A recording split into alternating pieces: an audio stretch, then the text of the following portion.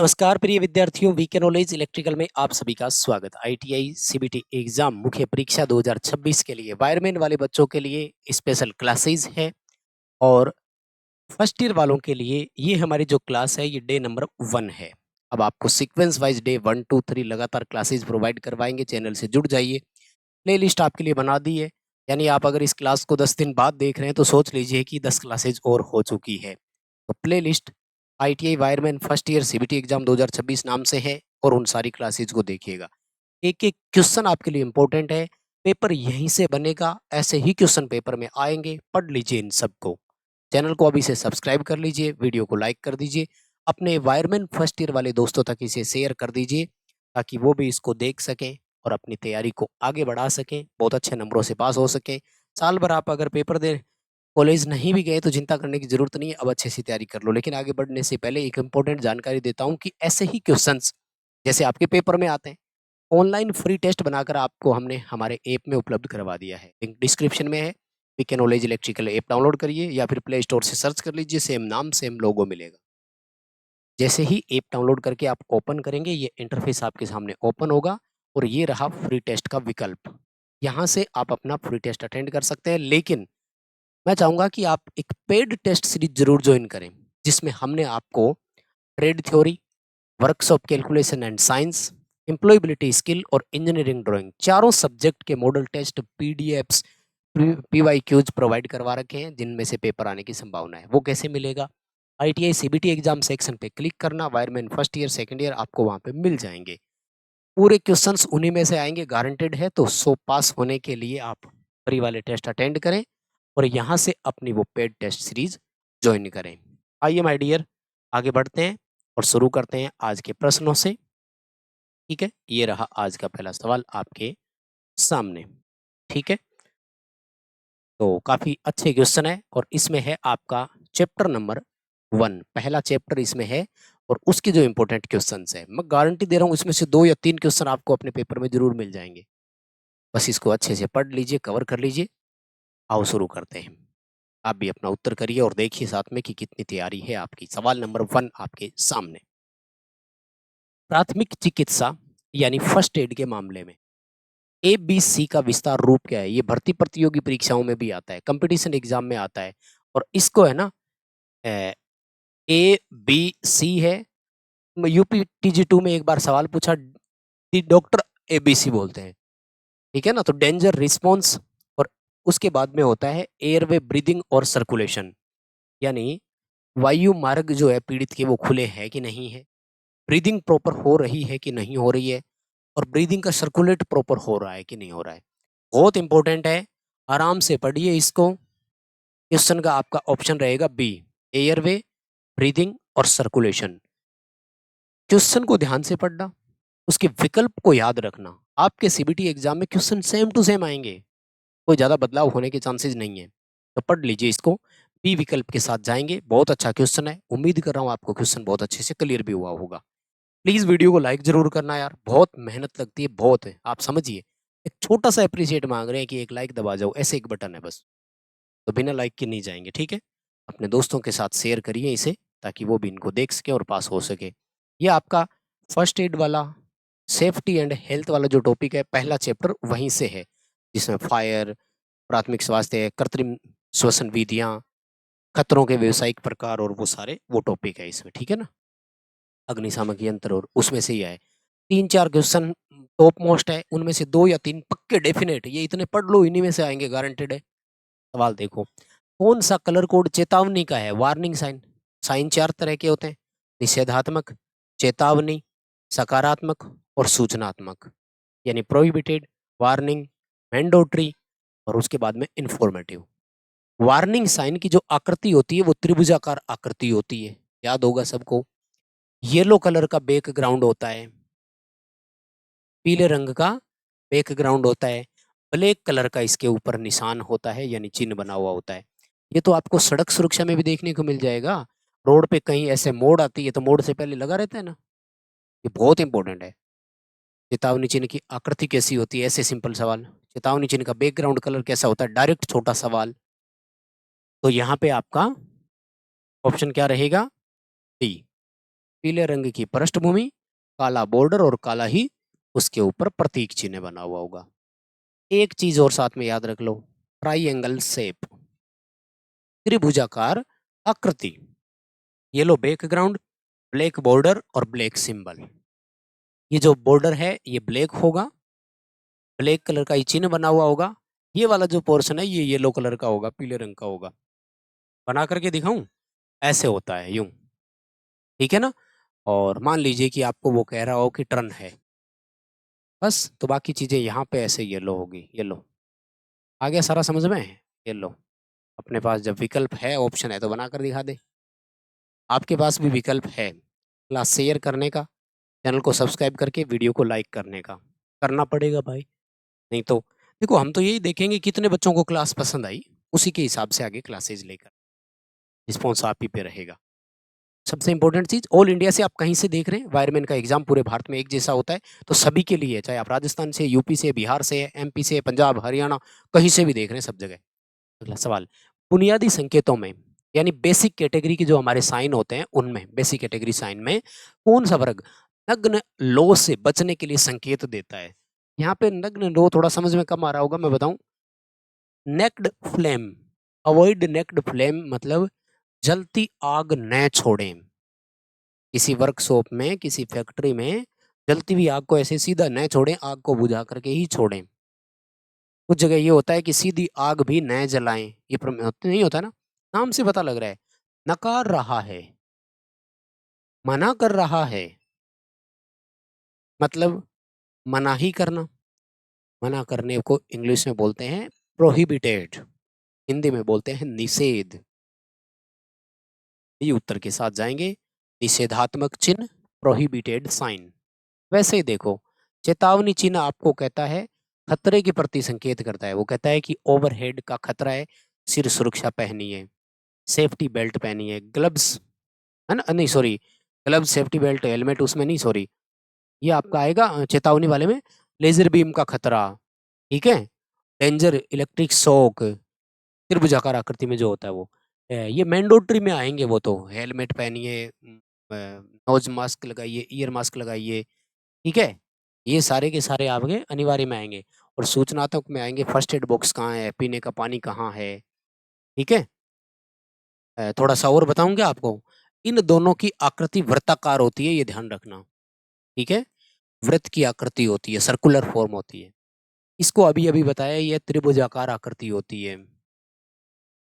और ये जो सूचना वाला है, ये या तो वर्गाकार होता है, अगर वर्गाकार नहीं हो तो ये आयताकार होता है।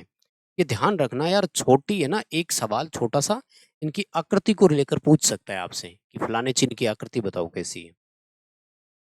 भाई एक्स्ट्रा देखो, थोड़ा बहुत तो पढ़ना ही पड़ेगा, मेहनत करो यार, साल भर कॉलेज नहीं गए तो कोई बात नहीं, इन क्वेश्चनों को पढ़ो, लेकिन जितना हम एक्स्ट्रा बता रहे हैं उनको तो फिर याद रखो। आगे बढ़ते हैं, सवाल देखो, सबको समझ में आ रहा है ना proper?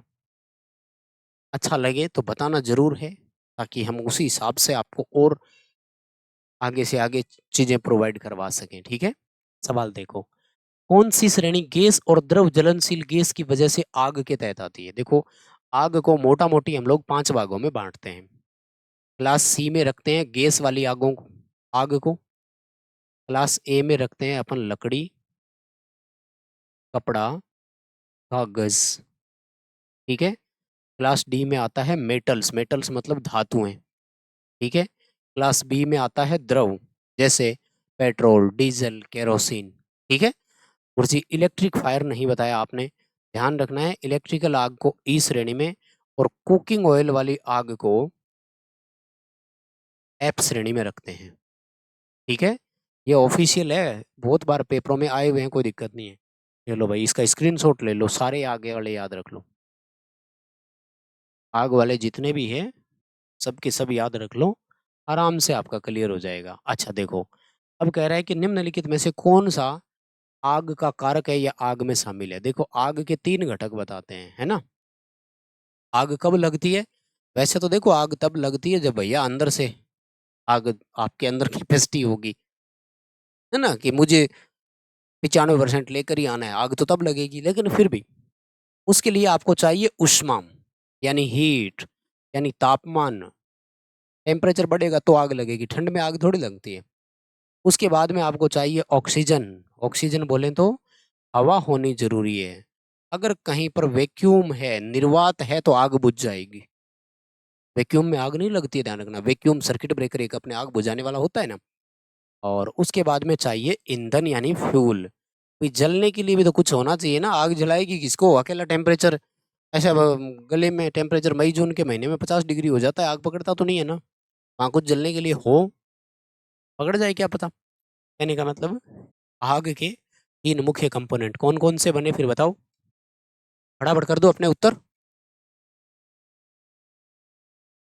Fuel heat hydrogen, fuel temperature hydrogen, ईंधन hydrogen oxygen. Fuel heat oxygen, D उत्तर बन रहा है ना। फ्यूल यानी ईंधन होना चाहिए, हीट यानी टेम्परेचर या गर्मी होनी चाहिए, और ऑक्सीजन होनी चाहिए या हवा होनी चाहिए। ठीक बात है ना। अब आगे एक क्वेश्चन आएगा, आग बुझाने की विधियां। यही समझ लो ना उस क्वेश्चन को यार। मैं आगे भी बता दूंगा, लेकिन पहले इसको यही समझ लेते हैं, मुझे लगता है ज्यादा अच्छे से समझ में आएगा। क्या सवाल बनेगा कि आग कैसे बुझा सकते हैं? तो भाई जैसे लगी वैसे ही बुझा दो। सिंपल है, ये जब तीनों एक साथ मिलेंगे तो आग लगेगी। इसका मतलब है तीनों में से कोई भी एक अगर अपसेंट हो गया तो आग बुझ जाएगी। मतलब हमारे पास आग बुझाने के लिए तरीका क्या है? ईंधन को वहां से हटा दो, आग बुझ जाएगी। तो इस विधि का नाम है स्टार्विंग। इंग्लिश का शब्द है, हिंदी मतलब होता है भूखा मरना। तो आप इंग्लिश में याद रखो, स्टार्विंग। दूसरा है तापमान को कम कर दो, पानी डाल दो, टेम्परेचर नीचे आ जाएगा, या मतलब ठंडक होनी चाहिए। ठंडक को क्या बोलते हैं? कूलिंग यानी शीतलन। आग बुझाने की दूसरी विधि का क्या नाम है? शीतलन। क्या करते हैं इसमें हम लोग? शीतलन के द्वारा ताप को कम किया जाता है। और चौथा क्या है? ऑक्सीजन की सप्लाई काट दो, निर्वात कर दो। कहते हैं ना कंबल से ढक दो, कोई चीज ऐसे पढ़ा है ना आपने। तो इसको बोलते हैं समूथरिंग। तो आग बुझाने की तीन विधियां, स्टार्विंग, कूलिंग और समूथरिंग। इन तीनों को भी याद रखना, आगे इनका भी क्वेश्चन आएगा पेपर में, मैं बताऊंगा आपको। ठीक है, बताओ समझ में आ रहा है क्या? और देखो बार बार बोलना नहीं चाहिए कि लाइक लाइक गुरुजी क्या लाइक लाइक कर रहे हो, लेकिन यार इतना जब बोल रहे हैं चिल्ला चिल्ला के, तो बदले में आप एक लाइक तो करके ही जाओगे। सब्सक्राइब तो करना ही पड़ेगा फिर, नहीं तो तैयारी कहाँ से करोगे, है कि नहीं? आ जाओ फिर। ये लो वही सवाल जिस पर चर्चा कर रहे थे, आग बुझाने में समूथरिंग क्या है। तो भैया आप समूथरिंग, कूलिंग और तीसरा कौन सा था? स्टार्विंग। तीनों याद रख लो। ये रहा, ऑक्सीजन की सप्लाई को अलग कर देना, ऑक्सीजन काटना समूथरिंग है। ठीक है। और ये जो है ना ईंधन निकालना, इसको बोलते हैं स्टार्विंग। और ईंधन जोड़ना नहीं आएगा। और हीट को अलग करना, ये हो जाएगा कूलिंग। कूलिंग यानी शीतलन। बताओ सवाल समझ में आ रहा है क्या? तीन क्वेश्चन बन सकते हैं, एग्जामिनर कौन सा देगा क्या पता, वही जाने, लेकिन अपने तो सारे ही पढ़ो ना। फिर अगला सवाल देखो, बिजली के उपकरणों में लगी आग बुझाने के लिए किसका इस्तेमाल करते हैं? ध्यान रखना, बिजली वाले में कहते हैं सावधानी सबसे बड़ी ये रखनी है कि कभी भूलकर भी आपको पानी का इस्तेमाल नहीं करना। तो वहां पे आपका इस्तेमाल करते हैं, इसको हेलोन बोलते हैं।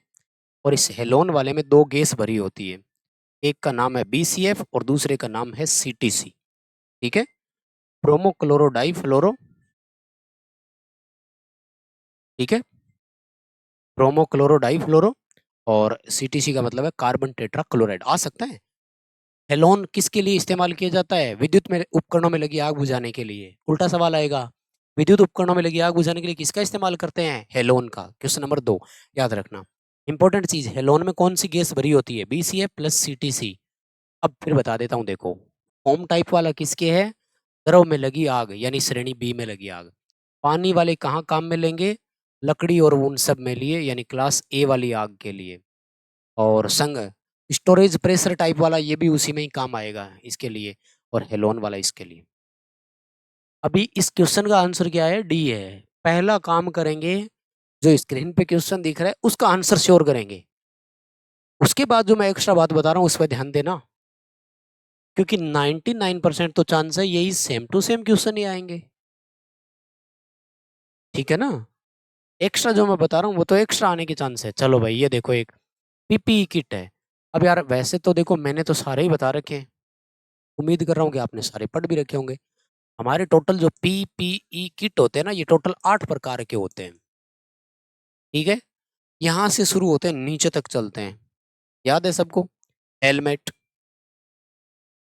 ईयर मफ, नोज मास्क, उसके बाद में वो वेल्डिंग वाला लेता है हैंड स्क्रीन या फेस शील्डिंग बोल दीजिए। उसके बाद में ग्लव्स, फिर एप्रन, लेदर का बना हुआ पूरा कपड़ा। उसके बाद सेफ्टी बेल्ट, फिर सेफ्टी शूज, वेल्डिंग करते समय आंखों में गोगल्स यानी चश्मे। ये होते हैं टोटल 8। तो ये सिंपल है, कपड़ा है। ये है आपकी एप्रॉन, लेदर की बनी होती है, ध्यान रखना, ठीक है ना।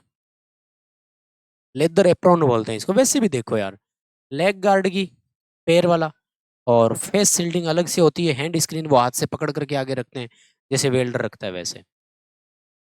ये एप्रॉन है, और एप्रॉन ही आती है डायरेक्ट, उसको याद रखना, ठीक है ना। अगला सवाल देखो, what is the meaning of safety? भाई सुरक्षा का मतलब क्या है? कोई ऑफिसर आपसे काम करवा रहा है और कह रहा है कि मैं खड़ा हूं ना काम करने के लिए, सिक्योर है ये जगह, ये, या जैसे कोई मोटर पे आपको बोल दिया कि कनेक्शन करो, या कोई वायरिंग करने के लिए आपको बोल दिया कि वायरिंग कर दो, सप्लाई डिस्कनेक्ट है। सेफ्टी का मतलब होता है आपको काम के लिए इस तरह का एक सिस्टम देना कि yes, you are free from electric shock, you are fully protected, आप पूरी तरह से सुरक्षित है। एक ये हो सकता है सुरक्षित कार्य का वातावरण, यानी काम करने का माहौल जो है वो पूरी तरह से सेफ है। थोड़ा बहुत बोल सकते हो, लेकिन इससे ज्यादा इंपॉर्टेंट है नुकसान, खतरे आदि से सुरक्षा की स्वतंत्रता, the freedom and protection from harm and danger. कोई हार्मफुल यानी कोई खतरनाक चीजें नहीं है, कोई और किसी तरह का खतरा नहीं है, फ्री और स्वतंत्र हो। क्वेश्चन का आंसर डी करना है। आ रहा है समझ में सभी को? बहुत बढ़िया तरीके से आ रहा होगा, ठीक बात है। कल वाली क्लास में पता लग जाएगा कितनों को समझ में आ रहा है। कैसे? इसी क्लास का रिस्पॉन्स डिसाइड करेगा कल आपकी क्लास किस तरह से होगी। सवाल देखो, कौन सा व्यक्तिगत सुरक्षा उपकरण यानी पीपी, अच्छा पीपी का पूरा नाम पूछ सकते हैं भैया। तो हिंदी में तो होता है व्यक्तिगत सुरक्षा उपकरण, और इंग्लिश में होता है पर्सनल प्रोटेक्टिव इक्विपमेंट। याद कर लो, क्या पता छोटा सा क्वेश्चन आ ही जाए। पीपीई का पूरा नाम पर्सनल प्रोटेक्टिव इक्विपमेंट। सिर की सुरक्षा के लिए, सिर से कौन बचाता है? हेलमेट। नहीं, सिर से नहीं, सिर को चोट से कौन बचाता है? हेलमेट। गॉगल्स, ये किसके लिए है? आई प्रोटेक्शन है, यानी आंखों के लिए है। और नोज मास्क, और ये तो नाक और मुंह के लिए हो गया। और फेस शील्डिंग पूरे चेहरे के लिए होगी, जब वो वेल्डर यूज करता है, लाइक वैसे। ठीक है भैया, चलिए हमारे डियर प्यारे बच्चों, बताइए अगले सवाल का आंसर। आप भी क्या साथ में उत्तर कर रहे होंगे? कितने कितने उत्तर हो रहे हैं देखो। चमड़े का बना हुआ एप्रन यानी लेदर एप्रन्स, जो व्यक्तिगत सुरक्षा उपकरण यानी पीपीई है, वो हमें किस चीज से प्रोटेक्शन देता है? क्यों पहना था भाई? एप्रॉन पूरे शरीर को प्रोटेक्ट करता है, बॉडी प्रोटेक्ट करता है। जैसे वर्कशॉप में कोई ग्रीस नहीं गिर जाए, कोई ऑयल नहीं गिर जाए कपड़ों पे, फिर वो उतरता नहीं है। बाकी चीजें भी हमें ध्यान में, देखो कान की सुरक्षा कौन करेगा? ईयर मफ करेगा। कौन करेगा? Year muff. आई प्रोटेक्शन कौन करेगा? गॉगल्स, चश्मे करेंगे। और फेस प्रोटेक्शन कौन करेगा? Face shielding. ठीक है, वैसे है कंसेप्ट वाले और इजी क्वेश्चन, जैसे ही आप पढ़ोगे तो मुझे ये पता है आप कर दोगे। अच्छा भैया, एक ये वाला बहुत इंपॉर्टेंट है, 5S का मानकीकरण जो होता है यानी स्टैंडर्डाइजेशन जो होता है, वो कौन सा चरण है? पूरा पढ़ना पड़ेगा आपको। 5 होते हैं चरण, याद रखो। कौन कौन सा होता है, याद है क्या? बताओ। शॉर्ट, सेट इन ऑर्डर, है ना। उसके बाद में क्या है? कौन कौन से है? पांचों याद कर लो। सबसे पहला है शॉर्ट, यानी चीजों की छंटनी करो। सेट इन ऑर्डर, यानी उन्हें एक तरह से सेट कर लो। उसके बाद में साइन, यानी कर दो काम उनका। फिर स्टैंडर्डाइजेशन यानी मानकीकरण, और पांचवा है सस्टेन। याद है क्या? Sort, set in order, shine, standardization, ये 4 नंबर है स्टैंडर्डाइजेशन, मानकीकरण वाला चौथा है। 5वां सस्टेन, ये एक नया टॉपिक जुड़ा है आपके, पढ़िए इसे, बहुत बढ़िया है, इलेक्ट्रिशियन वालों के भी खूब आता है। देखो वायरमैन और इलेक्ट्रिशियन के सिलेबस में ज़्यादा बदलाव है नहीं, इसलिए आप आराम से पढ़िएगा और चीज़ें वही है जो लगभग आपके सिलेबस में चीज़ें मिलती है, अंतर नहीं है ज़्यादा। अगला सवाल देखो, बायोगैस संयंत्र जो होता है उसमें ईंधन के रूप में हम अपशिष्ट का इस्तेमाल करते हैं, वो अपशिष्ट कौन सा होता है? किसी भी तरह का हो सकता है, वो पेड़ पौधों का कचरा हो सकता है, पशुओं का कचरा हो सकता है, मानव द्वारा त्याग किया गया हो सकता है, ठीक है ना? सेफ्टी टैंक वाला वो जो कचरा है वो भी है, मनुष्य और पशुओं के द्वारा उत्पादित अपशिष्ट, यानी वो वेस्टेज जो प्रोड्यूस करते हैं मैन एंड एनिमल से, पेड़ पौधों का कचरा, पत्तियां वगैरह गिर जाती है वो भी काम आ जाता है, सड़ा गला हुआ होना चाहिए कोई भी चीज हो, ठीक है? आप भी पढ़ोगे तो चीज मुझे लगता है आराम से आ जाएगी और कर भी दोगे। देखो एक एक बार अगर ढंग से पढ़ लोगे ना तो मुझे नहीं लगता कि सवाल कहीं पर भी आपका गलत होगा क्या। बस इसके लिए आपको चीजें कवर करनी और पढ़नी है। सिंपल सवाल, क्लीनिंग क्या चीज है, सफाई क्या है? कोई भी एक्स्ट्रा चीज जो हमें लग रहा है कि नहीं ये सही नहीं है, फर्श पर अगर धूल मिट्टी गिरी है तो उसको भी उठा दो, वो भी तो सफाई है एक तरह की। यानी अवांछनीय चीजों को वहां से हटाना या रिमूव करना, ठीक है ना?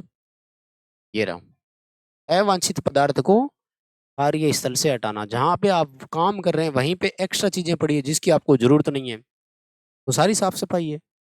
Removing unwanted matter from the environment and workplace, ठीक है? कार्य क्षेत्र जहां आप काम कर रहे हैं वहां से अवांछित चीजों को आप हटा दीजिए। अगला सवाल देखो यार, ये उपकरणों वाले में से इन्होंने ना 2-3 क्वेश्चन ही क्यों दिए मुझे पता नहीं, ऐसा क्यों है। टूल वाला मैं आपको 1-2 और क्वेश्चन करवाऊंगा कहीं से, नहीं तो ज्यादा जरूरी है ये तो क्या पता दे दे। ये कह रहे हैं कि इस उपकरण का नाम क्या है, ये तो सिंपल टूल दिखा है इन्होंने, देख लो। इसके 3-4 नाम है। एक तो इसका साइड कटिंग प्लायर, ये पहचान होगी इसकी यहाँ से देखने से, देखो भैया आपको देखना पड़ेगा खुद ही। कॉम्बिनेशन प्लायर जो होता है ना उसकी थोड़ी नोब भी ध्यान में रखो, ऐसे खांचा बना करके, यहाँ ऐसे खांचा और यूं होता है, ठीक है ना? कॉम्बिनेशन प्लायर का आगे से मुंह ऐसा होता है, ध्यान रखना, बहुत इंपॉर्टेंट है, पढ़ो इनको। वायर स्ट्रिपर क्या काम आता है? तार का इंसुलेशन छीलने के लिए, वैसे टांगे फैली हुई होगी और आगे से तीखा होगा, तो तार का इंसुलेशन हटाने के काम आता है। क्रिम्पिंग टूल क्या काम आता है? केबल में लग और टर्मिनेशन करने के काम आता है, केबल के आगे के हिस्से में लग डाल दिया, अब इसको क्रिम्प कर दो, जॉइंट मारने की बजाय लग जोड़े जाते हैं बड़े इलेक्ट्रिकल कनेक्शन में अपने, वहाँ क्रिम्पिंग टूल काम में लेते हैं। ये वो गेज वाला ही होता है, 0 से 36 जैसे गेज आता है ना, वैसे इसके अलग अलग गेज होते हैं। खैर गेज अलग अलग होता है, 16-25 ऐसे गेज का आता है। तो ये आपका साइड कटिंग प्लायर है, वैसे इसका दूसरा नाम निप्पर होता है, ध्यान रखना। साइड कटिंग प्लायर, और इसी का एक और नाम है डायगोनल कटिंग प्लायर, है तिरछा काट प्लायर, चीजों को टेढ़ा करके काटने के काम आता है। साइड कटिंग और निप्पर इसके 2 नाम है, ये तो याद रख ही लो दोनों ही, डायग्राम अच्छे से देख लो। आज की इस क्लास में अपने 3 डायग्राम आएंगे, पक्का एक डायग्राम पेपर में आपको देखने को मिल जाएगा, ये लो। क्योंकि मैंने ये देखा है कि डीजीटी जब आईटीआई के एग्जाम लेते हैं तो डायग्राम वाले सवाल तो जरूर देते हैं वो। देखो इस टूल का नाम क्या है, अब अगर आपने एक दिन भी क्लास में ये चीज देख ली हो ना तो कर दोगे, रावल प्लग टूल है, दीवार में छेद करने के काम आता है। दीवार में स्टील के स्क्रू अगर कसने हो ना, उसमें पहले छेद करने के लिए रावल प्लग टूल का इस्तेमाल करते हैं, केसिंग कैपिंग वायरिंग में इस्तेमाल होता है इसका। क्या नाम है इसका? Rawal plug tool. क्या नाम है? Rawal plug tool. अगला सवाल देखो, स्टार हेड पेचकस, पेंच को कसने के लिए किसका इस्तेमाल करते हैं? देखो एक तो होता है अ, पेंच ऐसे जिसमें यहाँ पे है ना सिंगल टिप बनी रहती है, और एक आता है आजकल ऐसा जिसमें यहाँ स्टार बना रहता है ऐसे। तो इसके लिए विशेष प्रकार का एक पेचकस होता है, उसे फिलिप्स हेड स्क्रू बोलते हैं या फिलिप्स स्क्रू ड्राइवर बोलते हैं। ये जयपुर मेट्रो में मेंटेनर इलेक्ट्रिशियन का एग्जाम हुआ था, इलेक्ट्रिशियन बेस पे भर्ती आई थी जयपुर मेट्रो में, उन्होंने सवाल पूछा था, ये इलेक्ट्रिशियन वायरमैन कॉमन सिलेबस है। और ये फिलिप्स हेड स्क्रू वाला तो इतना इंपॉर्टेंट है, बच्चे पढ़ नहीं पाते हैं। आगे से ना पेचकस में भी ऐसे तीखा होता है, कई सारे नोब होती है। ठीक है। अगला सवाल, वायरस किस प्रकार के खतरों से संबंधित होगा? देखो खतरे होते हैं टोटल 8 प्रकार के। व्यावसायिक खतरों के 8 प्रकार होते हैं भैया, ध्यान में रखना। ठीक है। और वायरस जो आएगा ये आपका जैविक खतरों में आएगा। वायरस, फंगस, बैक्टीरिया, जीवाणु, कीटाणु, फंगस, ये सारे के सारे जैविक बायोलॉजिकल खतरे होते हैं। शारीरिक खतरा कौन सा है? शारीरिक खतरा है एज। एक आदमी बूढ़ा होता जा रहा है, काम की क्षमता कम होती जा रही है, बीमारी, है ना। रासायनिक केमिकल वाले कौन से है? कोरोजन, एसिड अटैक, ये सारे हैं। और एर्गोनॉमिक अपने है नहीं, कृषि वाला अपने नहीं बांटा हुआ। अपने एक फिर वो है मानसिक वाला खतरा है ना, उसमें धूम्रपान मानसिक में आएगा, ये ध्यान रखना। और वाइब्रेशन, धूप, गर्मी, प्रदीप्ति, ये आएंगे उसमें भौतिक खतरे में। खतरों के टोटल 8 प्रकार होते हैं, ठीक है ना। कोल्ड, हीट, वाइब्रेशन, इल्यूमिनेशन, प्रदीप्ति, ये सारे फिजिकल में आते हैं। और धूम्रपान, स्मोकिंग, एल्कोहल, है ना, हिंसक प्रवृत्ति, ये सारे मानसिक खतरों में होता है। अगला सवाल, रासायनिक खतरे के लिए कौन सा उदाहरण है? तो रासायनिक में कोरोजन वाला आ जाएगा, रोग आएगा शारीरिक में, जीवाणु आ जाएगा आपका जो बैक्टीरिया वाला अभी अपन ने पढ़ा उसमें, और थकान ये भी शारीरिक में ही आएगा, फटीग, मतलब लो एनर्जी लेवल का बंदा। अगला सवाल, व्यवसायिक स्वास्थ्य सुरक्षा का लक्ष्य क्या है? ऑक्यूपेशनल सेफ्टी का मतलब क्या है? ऑक्यूपेशनल सेफ्टी का मतलब होता है काम करने के लिए आपको एक ऐसी जगह दी जाए जहाँ कोई किसी तरह से खतरा ना हो। अनुशासन बनाए रखना, सहायता करना, एक सुरक्षित कार्य वातावरण प्रदान करना, यही आएगा। तो provide a safe work environment, एक ऐसा इन्वायरमेंट देना जहां पर काम आप पूरी सुरक्षा के साथ कर सकते हैं। तो बस माय डियर, इतने ही थे आज की इस क्लास में क्वेश्चन। बहुत बहुत धन्यवाद सभी का यहाँ तक देखने के लिए। किस किस ने क्लास को पूरा देखा है जरूर बताइए। लाइक करके जाना है, सब्सक्राइब करके रखो ताकि अगली क्लास आपको मिल जाए। और फ्री टेस्ट अटेंड करना है, ऐप डाउनलोड कर लो, लिंक डिस्क्रिप्शन में है, ये रहा फ्री टेस्ट का ऑप्शन। लेकिन मैं चाहता हूँ कि 150 रुपये की वो पेड टेस्ट सीरीज है उसको जरूर ज्वाइन करना। यहाँ पे क्लिक करना, वायरमैन फर्स्ट ईयर नाम से लोगो मिल जाएगा। बहुत बहुत धन्यवाद, थैंक यू वेरी मच, शुक्रिया।